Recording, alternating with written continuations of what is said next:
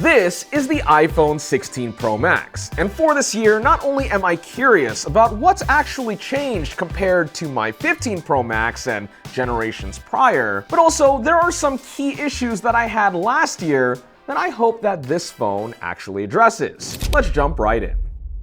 Opening up the box here. Yeah, first impressions on the actual design. It is obviously an iPhone, so no wild departures here from the usual, especially compared to the where did I put it? To the 15 Pro Max. The sides are wrapped in that very solid titanium, which over the course of a year, when looking at my 15 Pro Max, has honestly held up fairly well, considering that I actually dropped this a few times, even on concrete. So my assumption is that it'll probably work out well on the 16 Pro as well. Obviously, I picked a different color this year, going with black titanium instead of the natural, since I wanted to go for something different, and I love how clean this looks. But otherwise, all of the colors look basically the same as last year, with of course the exception of the hero color, which is desert titanium. It did look good in person when I saw it at the Apple Store, though I didn't grab any footage of it. But I do wish that they turned up the saturation on it quite a bit to add an extra pop of color, especially on the back glass. But yeah, there was something about this murdered out look on the black that makes me think it looks especially sharp. Obviously, I have to fully set up in the phone, but I just want to turn this guy on.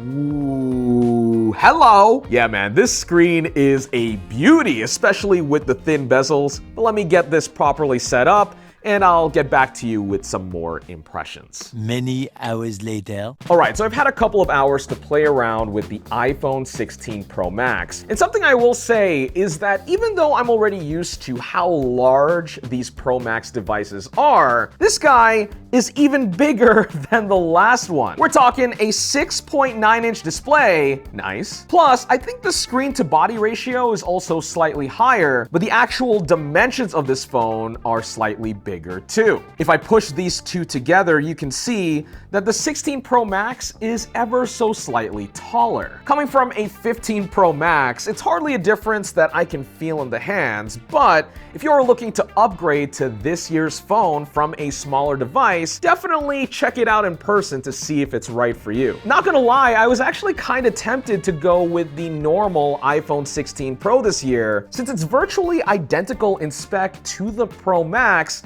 with the exception, of course, of the size and battery. This wasn't the case, especially last year, where Apple put more zoom on the telephoto camera in the Pro Max, but generally speaking, I just like having the bigger phone because again, it does have that larger physical battery. Having that extra bit of charge means that I can work uninterrupted for longer, which at least for me is worth the trade-off of having some extra heft. Speaking of using these phones for work, over the past year, I've been filming so much stuff on my iPhone 15 Pro Max, thanks to its ability to shoot ProRes video and Apple Log. As I'll talk about a little later on in this video, the 16 Pro appears to have some quality of life improvements that could make this already great video production tool even better for this upcoming year. But first, I want to touch a little on performance. You see, coming from the 15 Pro Max, probably at the top of my list of things that I'm hoping improves with the 16 Pro has to be better sustained performance, especially when playing games or doing things like post-production work for stills and videos. Apple Silicon has always been about balancing both performance and efficiency.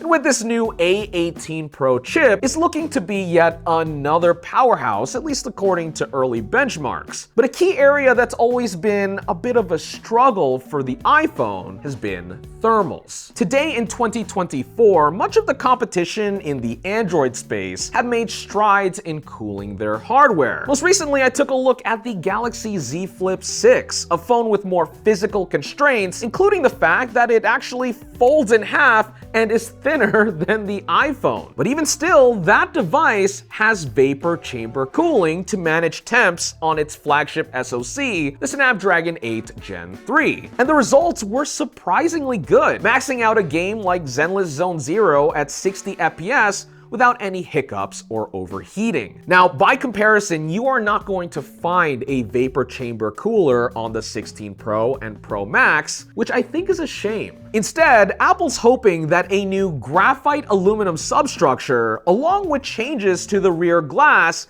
will help diffuse heat better than in previous generations. At least from what I can tell with my early impressions, the 16 Pro Max might run a little cooler than last year's phone, but I will have to run it through my normal routine over the next few weeks to see how much of a difference this updated system actually makes. Even though I tell most people that you don't have to buy the new iPhone every year, I have my own reasons for doing the upgrade myself. Obviously, I do it as a tech creator, subscribe if you want to get notified about new videos. But two, the Pro model iPhones, especially after the 15 Pro, actually do Pro things that add value to my workflow. In particular, I'm excited this year for the camera updates. We still have a 48 megapixel main camera, which in my brief testing looks pretty similar to last year. But the biggest change comes with the tuning you can do to your image before and after you take your shot. Obviously, like any phone these days, the 16 Pro does a lot of computational processing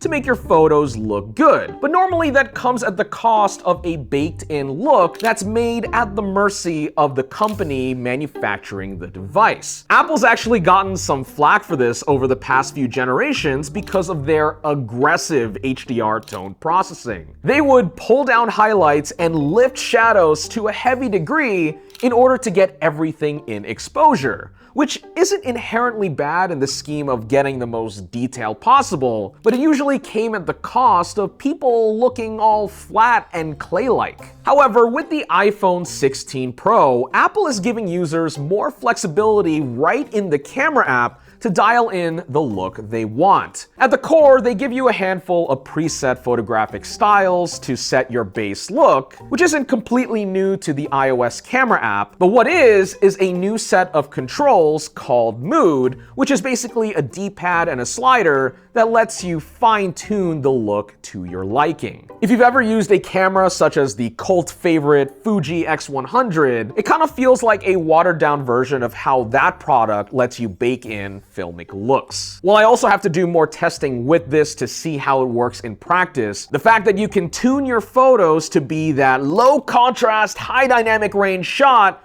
or vibrant and punchy like what you'd get out of a Galaxy or Pixel phone is neat. Whichever one's your style, you can do it. Beyond the new processing features, I love that the iPhone 16 Pro now includes a 48 megapixel ultra-wide. The few shots that I've taken on it so far look absolutely amazing. Everything is sharp, especially macro photography. But where I really love this lens is using it for video, especially for vlogging. Obviously, when it comes to getting the best video quality, you're going to want to film with the lenses on the back of the phone. But why I like the 0.5 especially is because when the screen is facing away from you, it's very forgiving in terms of framing with its wide field of view. Now, on last year's 15 Pro, the 0.5 lens was pretty decent quality with its 12 megapixel sensor, but oh man, the 48 megapixel on the 16 Pro looks so good now. Speaking of video, another cool feature with this iPhone 16 Pro is that now with the main camera, you are able to shoot 4K 120 frames per second slow-mo. This is actually something that comes in clutch a lot when we film with our Sony cameras here in the office, especially when it comes to run and gun shooting. 4K 120 is basically a cheat code that allows us to rapid fire filming B-roll shots that look super smooth